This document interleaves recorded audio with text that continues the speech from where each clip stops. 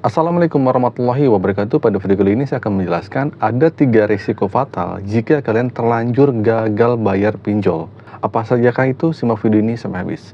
Nah, teman-teman, mengajukan utang dimanapun tentunya memiliki risiko ya. Dan ada banyak alasan mengapa orang membutuhkan pinjaman. Mulai dari kebutuhan darurat, konsolidasi utang, hingga memenuhi gaya hidup. Proses pengajuan utang tidak terbatas hanya pada di bank saja. Nah, saat ini pinjaman online juga semakin populer sebagai solusi keuangan yang cepat dan mudah. Namun, meskipun prosesnya tergolong mudah, dengan persyaratan yang minim seperti KTP doang dan mungkin nomor HP, serta pencairan dana yang cepat dalam hitungan menit, tapi ada risiko yang harus dihadapi.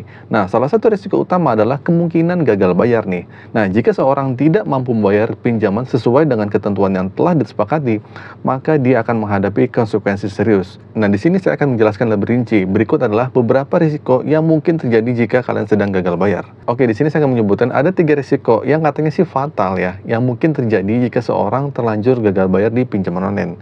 Oke, risiko yang pertama adalah penurunan skor kredit dan masuk daftar hitam. Gagal bayar pada pinjaman online dapat menyebabkan penurunan drastis pada skor kredit seorang nih.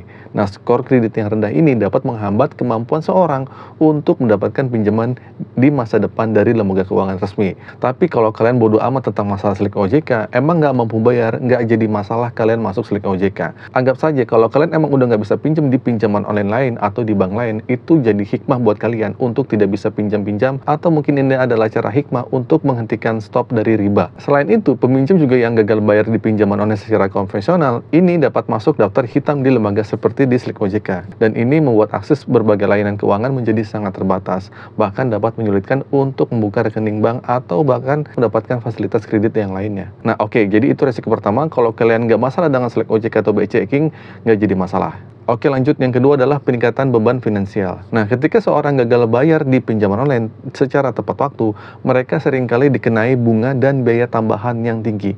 Dan ini merupakan penumpukan bunga dan denda. Dan ini dapat membuat jumlah utangnya jadi semakin besar di awal kalian minjamnya itu nggak seberapa. Nah, dengan jumlah utang yang semakin meningkat, semakin besar ini, peminjam itu akan kesulitan untuk mengatur ulang rencana keuangan kalian. Dan ini dapat mengakibatkan beban finansial yang berat dan mengganggu stabilitas keuangan jangka panjang kalian. Oke, selanjutnya, risiko fatal yang ketiga adalah ancaman dari penagih utang dan gangguan emosional. Oke, poin ketiga ini penting nih. Banyak orang yang mentalnya down gara-gara gagal bayar di pinjaman online. Nah, gagal bayar pada pinjaman online juga dapat mengakibatkan munculnya penagihan utang atau DC yang agresif. Nah, ancaman dari tekanan dari penagih utang ini dapat menyebabkan tingkat stres yang tinggi dan gangguan emosional yang serius bagi peminjamnya. Jadi banyak banget orang yang stres gara-gara gagal bayar di pinjaman online ini. Nah, gangguan ini tidak hanya mempengaruhi kesejahteraan finansial, tetapi juga dapat merusak hubungan interpersonal dan kualitas hidup secara keseluruhan nih.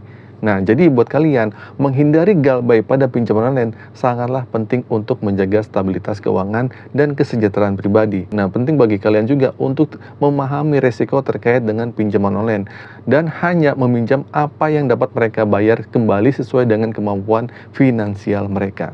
Jadi, jangan paksakan kalau kalian emang nggak bisa bayar, jangan gali lubang tutup lubang. Kalau emang nggak bisa bayar, stop aja. Dan solusinya, emang kalau kalian pengen lepas dari pinjaman online, beranikan untuk gagal bayar, stop pembayaran dulu dan hentikan untuk tidak membayar, dan jangan bayar hutang pakai hutang atau alias gali lubang tutup lubang. Nah, dari ketiga risiko ini sebenarnya yang paling fatal adalah risiko pertama, cuman masuk slik OJK. Kalau kalian berpikir nanti risikonya bakal ada seperti ini dan seperti itu gitu, itu hanya ada di pikiran kalian saja. Oke, itu saja teman-teman video kali ini, semoga video ini bermanfaat. Akhir kata dari saya, assalamualaikum warahmatullahi wabarakatuh.